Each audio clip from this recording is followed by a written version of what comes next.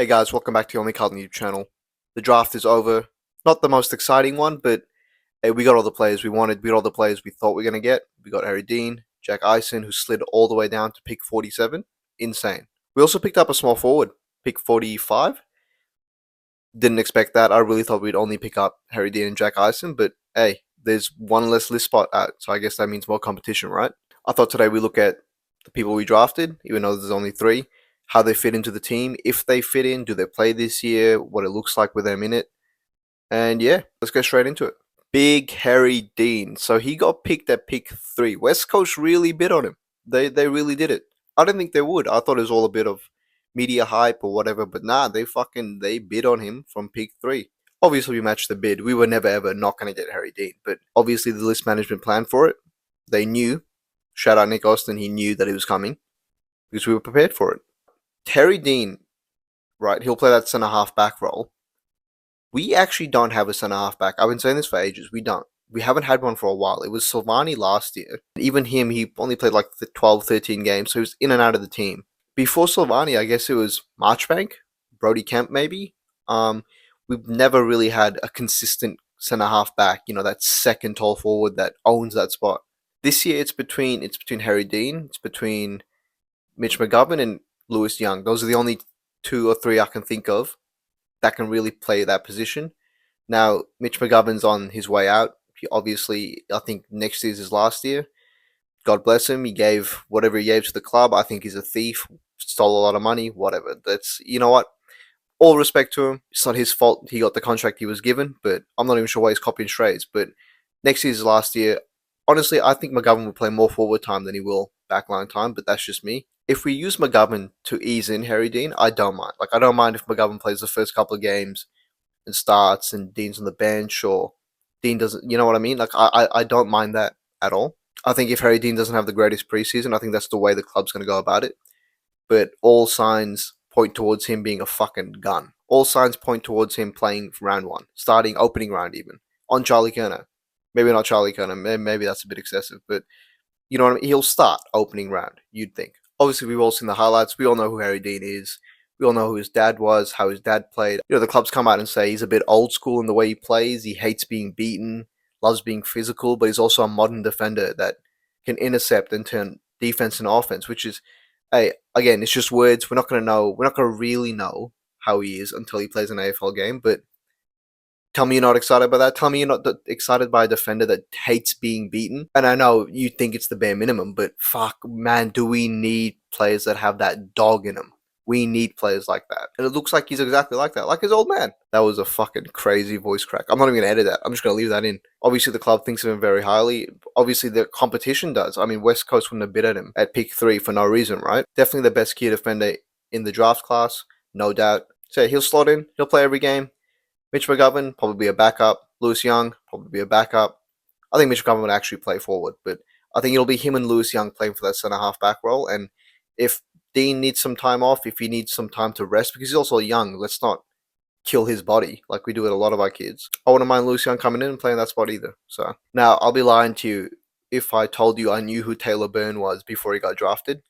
But by all accounts, from what the club says, from what his draft profile says, he's a small forward, knows where the goals are, good crummer, has great work ethic, hard worker, gives it all, is committed. All the right things you want to hear from a small forward. Now, there's been some people, I've seen some narrative being like, oh, Nick Austin, why did we draft another small forward? I mean, if you really think about it, who are the small forwards that are still at this club? And I mean actual small forwards, not like, Will Hayward. Or, I mean legitimate small forwards. So we got Motlop, we got Frankie Evans, we've got Lockie Fogarty. That's about it. That's all I can think of. Actual small forwards. Zach Williams, if you want to throw him in there, maybe. Obviously, Will White's not at the club. He's going to be offered a train-on spot. I don't think he's actually going to be given a spot. So we don't have small forwards. We don't have an actual crew of small forwards. So to pick up another one, I don't mind. Hey, if he's a dud, we delist him. It's not like we're dying for list spots, right? But good on him. Completely honest, have no idea who he was. Watched some of his highlights. They were good. Everyone's highlights are good, though. So I guess we'll see how he trains in the offseason, how good his preseason is, and we'll see if he plays any games. Most likely not, but hey, it's a pretty low-depth small forward line we have right now. Other than Motlop and Frankie Evans, I mean, everyone else is kind of playing for seconds. Frankie Evans is not better than Jesse Motlop. Shout out Jesse Motlop. With the jersey, with the badge. There's a badge that I'm going to show in a video later, alright? There's a fucking badge. But yeah, shout out Jesse Motlop too, straight out. Just all Australian year next year, 35 goals. I know this is a draft video, but fuck it, bro. If I could have drafted 22 Jesse Motlops, that's what I would have done as list manager. So somehow Jack Eisen slid all the way down to pick 47. I'm not sure how that's happened. I didn't think he'd be a top 20 pick, like a lot of people were saying, but I didn't think he'd slide down to pick 47. Now, whether that's like because clubs didn't want to bid on him because they knew he's tied with us, or whether they just didn't tout him that highly. But he is a high half forward that has good ball use, can kick goals, and is explosive. Is that not? Sure, that's something every club would need. Now, as much as all the good stuff I've heard about him, I don't actually think he'll play this year unless he has a crazy preseason or we have some injuries later in the year. But that position he's playing, high half forward. We've got Ben Ainsworth, who I think will play high half forward. We've got Hayward, even maybe. We've got Jagger Smith. Walsh can rotate down there. Matthew Cottrell, don't forget. Elijah Hollins, if he gets offered a list spot. So there's a lot of competition in that spot. Now, whether he might play a different role, I don't know. But I don't see him playing this year. Again, unless he has some crazy preseason. But let's not take into account that. I think he'll spend a couple of years in the VFL. Definitely this year, maybe even another year. He will be ready. He doesn't look AFL ready right now, but the potential he has and his player archetype is great. I had someone in my comments in the other video say he's not Dusty, he's more like a Pendles type of player. Which is, hey, it's a little bit of a downgrade from Dusty, but I'll take it, bro. Like, Jack Eisen also has that dog in him. You can't tell me he doesn't have that. Like, you look at him. Tell me he doesn't have that dog in him. He looks like someone that's gonna, play his heart out for the club, which will be exciting to see if he does break into the team this year. I hope he does. I hope he breaks into the team. I hope he's one of our best players. I just don't see it happening. I don't see it likely. The club has come out and, they've said, he's a great talent, good work ethic. Players are going to love when he has the ball in his hand, which is all great. All great things you need from a high half forward. It's all things that we've been lacking in high half forwards with all our injuries and players going down. All in all, I don't see how people can complain after this draft period. I don't. We filled 3 holes in our list. So we filled the key back role. We filled the high half forward role, like that mid to forward connection. And we filled our small forward hole, which, hey, fuck it. People 3 months ago were saying, we have no small forwards. And we draft one. And everyone's like, nah, come on, bro, please. We have too many small forwards. Like, come on. The Nick Austin hate is insane. Like, it's honestly, Nick Austin could walk on water. And everyone would say it's because he can't swim, right? That's the type of hate Nick Austin gets for some reason. So, successful draft period, fill all the holes we needed. I don't see what more he could have done. Now, there is one more part of the trade period that a lot of people are glossing over. Maybe not everyone's taken into account. You look at the players we got in, and they're good. They're great. Harry Dean, Jack Eisen, Taylor Byrne, maybe. But what I think is way more important is the picks that we secured for next year. Now, we actually got, I think, 2 or 3 picks for 2026. We traded our picks this year. So for 2026, we've got 2 first-round picks. We've got 2 second-round picks. And we've got a 3rd and 4th-round pick. So that the 2 first-round picks we have is obviously ours and then Sydney's as well. Now, you'd think Carlton and Sydney both finish outside the top 8 next year. But there's a lot of people that reckon Sydney are going to make a push and, Charlie Kenner's going to save them and turn them from 14th or 13th to like top 4 contenders, whatever they finish this year. What delusional, right? That's not going to happen. Charlie Kenner is not going to provide you that big of a change in 1 year. So you'd think it's 2 picks inside the top 10, top 12, maybe, let's say worst scenario, it's 2 picks in the top 15, right? Now we got a 2nd round pick that's tied to North Melbourne. Now, North Melbourne are like bottom 4 contenders all the time. I don't know what's with them. They've been bottom for the last 5 years. Now you think their pick is going to be in the 20 to 25 range as well, right? Other 2nd round pick is tied to Gold Coast. Let's say they finish higher, top 8, top 4 maybe. 30. Let's say it's a pick around 30. So we've got 2 top 15 picks, a pick between 20 and 25, and a pick in the 30s.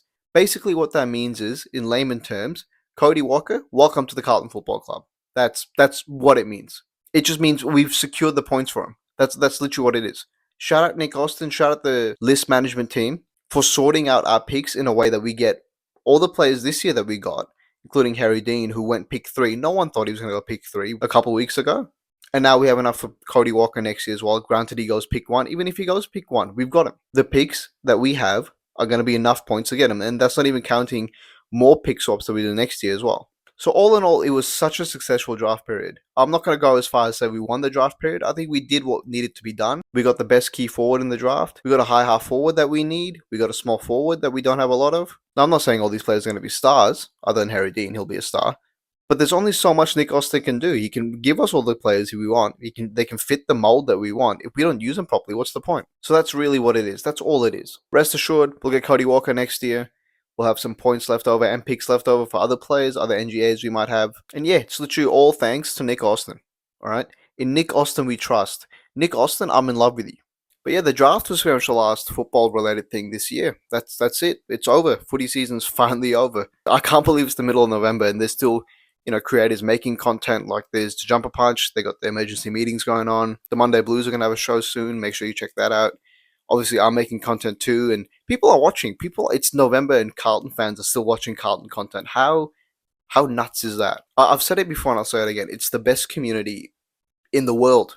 All right, it's one of the best I've ever seen. We're so passionate. We actually really love this club. So the fact that everyone still watches stuff, I know I still watch stuff. I'm making stuff, and people watch this as well. Like it's so weird to me that people watch me for my opinions on Carlton. Like it's still weird. Like it's still weird sitting here being in front of a camera, talking to like a screen, like it's so left field. It's so out of nature for me. But if you guys made it this far, thank you so much for watching. Thank you guys for watching all my videos. Like I know there's a couple of you that watch all of them, and I notice there's people that comment regularly and stuff. Is like I really appreciate it from my bottom of my heart. Like I really do. But yeah, thank you guys for watching. The draft is over. I think we did it right. Still no idea how to be a YouTuber. If you liked the video, make sure you like and subscribe. Helps out a lot. I notice it a lot as well. Still makes me giddy. I still get the notifications like, oh, someone subscribed to YouTube channel. I look at my phone, I'm like, fuck yeah. So thank you guys so much for watching. No idea how to end videos still, so I'm going to salute and call it a day. Up the baggers.